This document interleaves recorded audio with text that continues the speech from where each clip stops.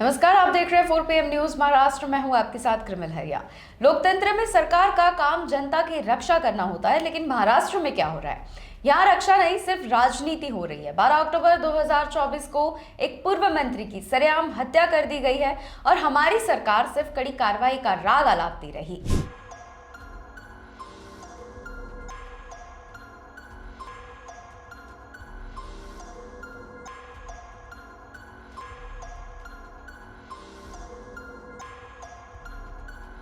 आज जब बाबा सिद्दीकी की हत्याकांड में पहली जमानत मिली तो यह सिर्फ एक आरोपी की रिहाई नहीं है, ये सरकार की और उसकी जांच एजेंसियों की नाकामी का सर्टिफिकेट है। गृह मंत्री जी, कहा गई वो आपकी जीरो टॉलरेंस वाली नीति क्या मुकों का सिर्फ कागज पर डराने के लिए लगाया गया था? आज पहली जमानत मिली है, कल पूरी चार्जशीट कचरे के डब्बे में होगी। क्या यही आपका इंसाफ है?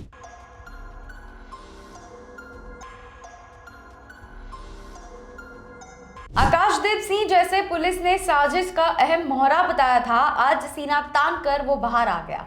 क्यों? क्योंकि बॉम्बे हाई कोर्ट ने पाया कि पुलिस के पास ठोस सबूत के नाम पर कुछ भी नहीं है।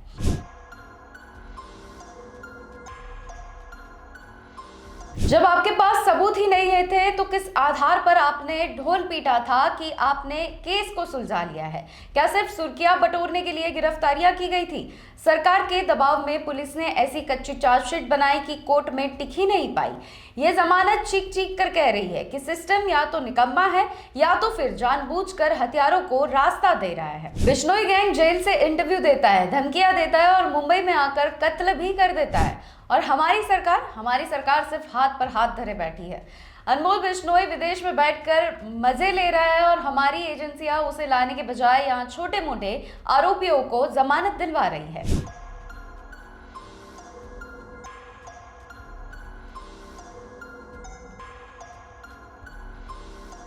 तो अब जनता ये पूछ रही है कि क्या इस सरकार में इतनी हिम्मत नहीं है कि वो एक जेल में बैठे गैंगस्टर के नेटवर्क को खत्म कर सके, या फिर पर्दे के पीछे कोई ही और खेल चल रहा है?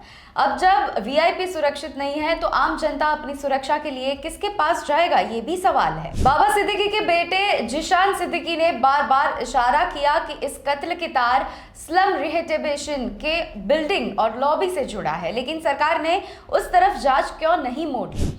क्यों सिर्फ बिश्नोई गैंग का नाम लेकर असली चेहरों को छुपाया जा रहा है? ये कोई मामूली बात नहीं है, ये करोड़ों और अरबों के प्रोजेक्ट का खेल का हिसाब है।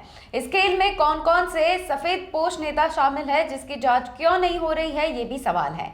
क्या सरकार डर रही है कि अगर गहराई से जांच हुई तो खुद के ही मंत्रियों का आमना सामना हो जाएगा? पहली जमानत मिलना यह साबित करता है कि असली मास्टरमाइंड तक पहुंचने की नियति ही नहीं है। महाराष्ट्र में चुनाव आते जाते रहते हैं, नेता बदलते रहते हैं, लेकिन ये खूनी खेल नहीं रुकता। इस सरकार ने कानून व्यवस्था को मजाक बनाकर रख दिया है। कभी सलमान खान के घर के बाहर गोलियां चलती है तो कभी सड़कों पर कत्ल हो जाता है, और सत्ता में बैठे लोग सिर्फ और सिर्फ सत्ता बचाने में व्यस्त है, अपराधियों को पकड़ने में नहीं। अगर पुलिस की खुली छूट दी जाती है तो क्या आज ये नौबत आती कि एक एक करके आरोपी बाहर आए? या सरकार की वो विफलता है जिसे इतिहास कभी माफ नहीं करेगा? अपने बाबा सिद्दीकी के परिवार को न्याय नहीं तो सिर्फ तारीख पे तारीख और जमानत दे दी गई है उन मुजरिमों को। तो अगर मानो आज बाबा सिद्दीकी के लिए कोई नहीं बोलेगा तो कल आपकी बारी होगी। अगर पुलिस की जांच इतनी कमजोर हो रही है तो मुंबई फिर से 90 के दशक में उस अंडरग्राउंड और अंडरवर्ल्ड के दौर पर पहुंच जाएगा कि जहां कानून का राज नहीं, बंदूकों का राज चलता था। सरकार को बताना होगा कि जनता अंधी नहीं है, हमें कड़ी निंदा नहीं, कड़ा इंसाफ चाहिए। आप भी कमेंट्स में अपनी राय दीजिए कि आपको लगता है कि इस केस को दबाने की कोशिश हो रही है? क्या सरकार जानबूझकर सबूतों के साथ खिलवाड़ कर रही है ताकि बड़े नाम सामने ना आए? अपनी राय कमेंट में जरूर दें और सच को फैलाने के लिए ये वीडियो को शेयर करें। नमस्कार।